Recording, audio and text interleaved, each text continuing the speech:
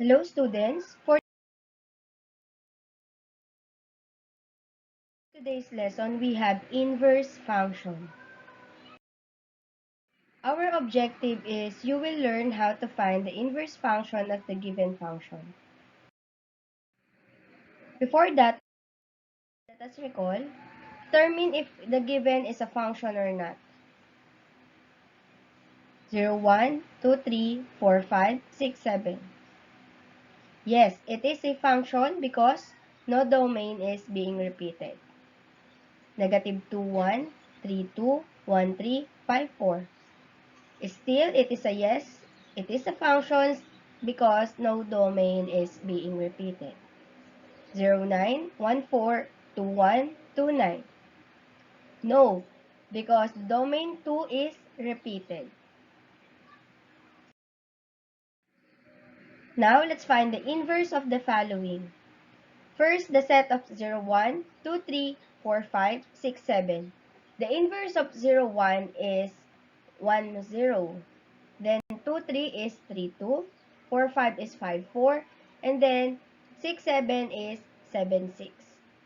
So this is the inverse of the first set.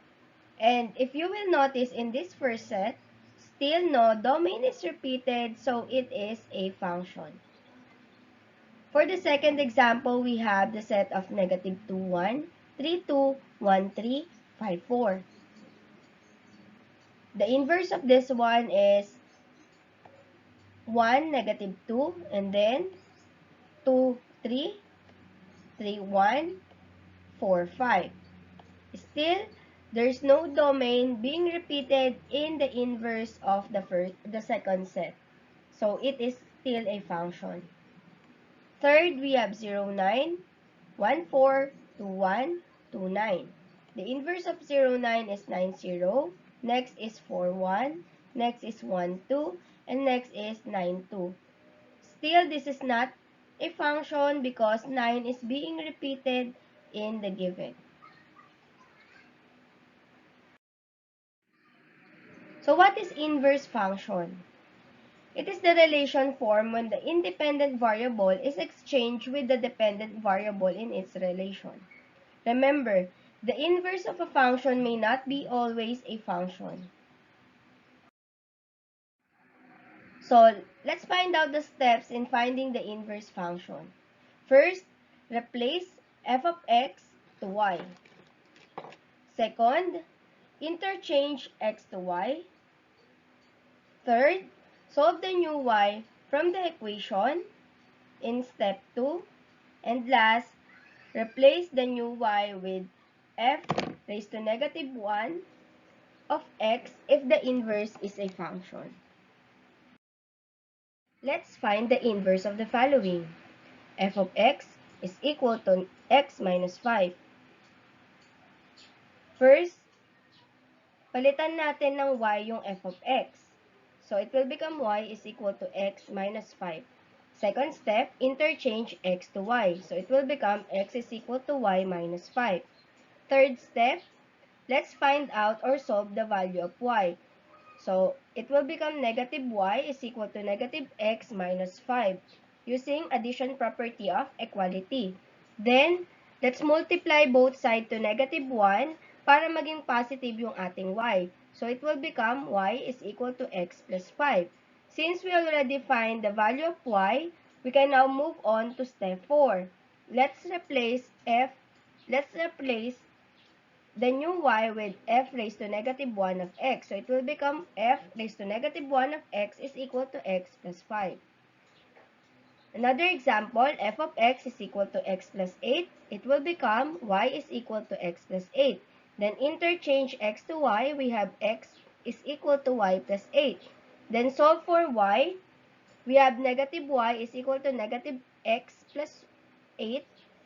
Then, to make y as positive, we multiply both sides to negative 1, so we have y is equal to x minus 8. Since we already found out what is y, let's now interchange or replace the new y with f raised to negative 1 of x. So it will become f raised to negative 1 of x is equal to x minus 8.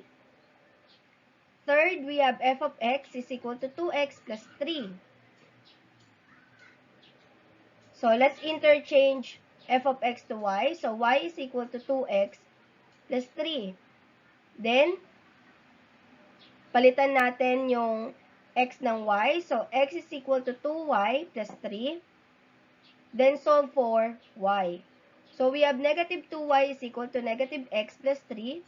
Divide all the terms in negative 2 para matira na lang is y. Because negative 2 divided by negative 2, the answer is positive 1.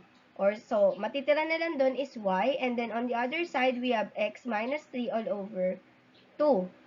Since we already found out what is y, interchange lang natin or replace lang natin yung y natin ng f minus f raised to negative 1 of x is equal to x minus 3 over 2. Okay? You will notice in the first and second example, nag-interchange lang ang ating sign dito. From x minus 5, ang kanyang inverse is x plus 5. Here naman, from x plus 8, naging x minus 8. Let's find another inverse function. F of x is equal to x minus 2 all over 2x plus 3. This time, fraction naman. So, from f of x, palitan natin ng y. So, y is equal to x minus 2 all over 2x plus 3. Then, let's interchange x to y. So, it will become x is equal to y minus 2 all over 2y. 2y plus 3. Then, we need to find the value of y. So, first, we multiply both sides to 2y plus 3 to eliminate the fraction. So, it will become 2y plus 3 times x, and then on the other side, 2y minus 2 all over 2y plus 3 times 2y plus 3. So, 2y plus 3 divided by 2y plus 3 is 1. So, matitira na lang is y minus 2. So, we'll have x times 2y plus 3 all over, is equal to y minus 2. Using distributive property, x times 2y, we have 2xy. And then, x times 3, we have 3x. So, 2xy plus 3x is equal to y minus 2. Lahat ng may y, ilipat natin pakaliwa. So, we have 2xy minus y is equal to negative 3x minus 2.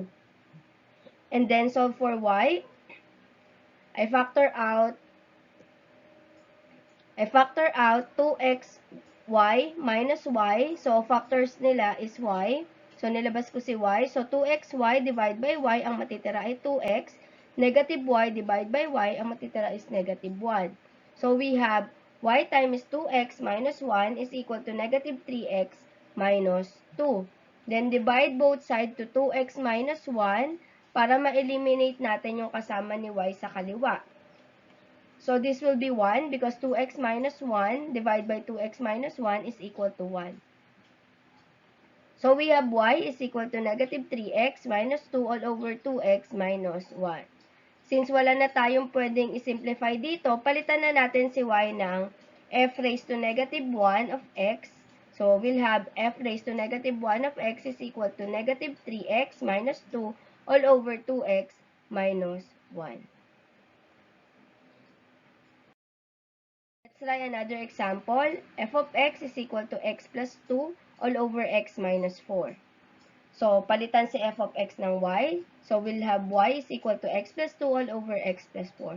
Then, interchange x to y. So, we have x is equal to y plus 2 all over y minus 4. Then, solve for y on the step 2. So, I multiply both sides to y minus 4 para ma-eliminate ang ating denominator or fraction. So, we have x times y minus 4 is equal to y minus 2. Since y minus 4 divided by y minus 4 is equal to 1. So, ito na lang yung matitira. Then, distributive property, x times y, and then x minus 4, x times negative 4. So, we have x times y is xy, x times negative 4 is negative 4x, equal to y plus 2. Then, find the value of y. Ilipat natin si positive y on the left side and then negative 4x on the right side. So, we have xy minus y is equal to 4x plus 2. Then, factor it out. ang common factor sa kanila ay y. So, nilabas ko si y. Xy divide by y is x. Negative y divide by y is negative 1. Then, copy yung nasa right side. Then, divide both sides to x minus 1 para ma-eliminate yung kasama ni y. So, x minus 1 divide by x minus 1 is 1. So, y na lang matitira sa kaliwa.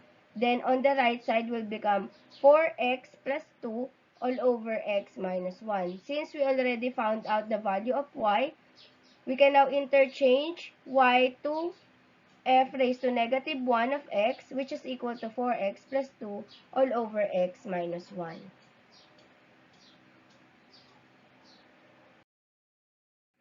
Okay, let's find out another inverse function.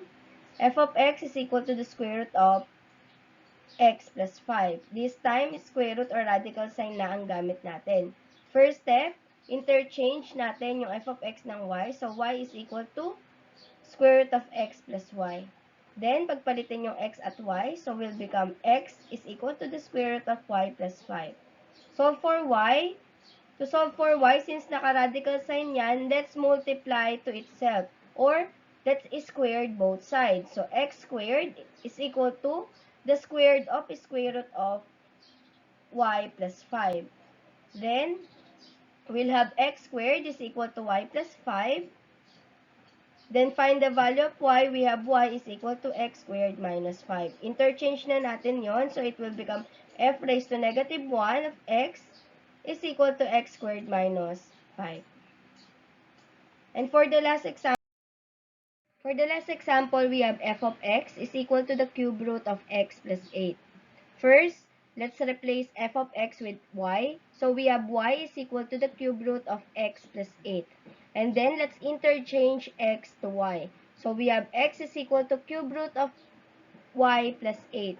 Then, let's solve for y using the second step. So, we have x is equal to cube root of y plus 8. Then, let's cube both sides. So, x raised to 3 is equal to the cube root of y plus 8. So, we have x raised to 3 or the cube root of x is equal to y plus 8. Then, find the value of y. We have y is equal to x raised to 3 minus 8. Then, let's replace y with f raised to negative 1 of x, which is equal to the inverse or equal to x cubed minus 8.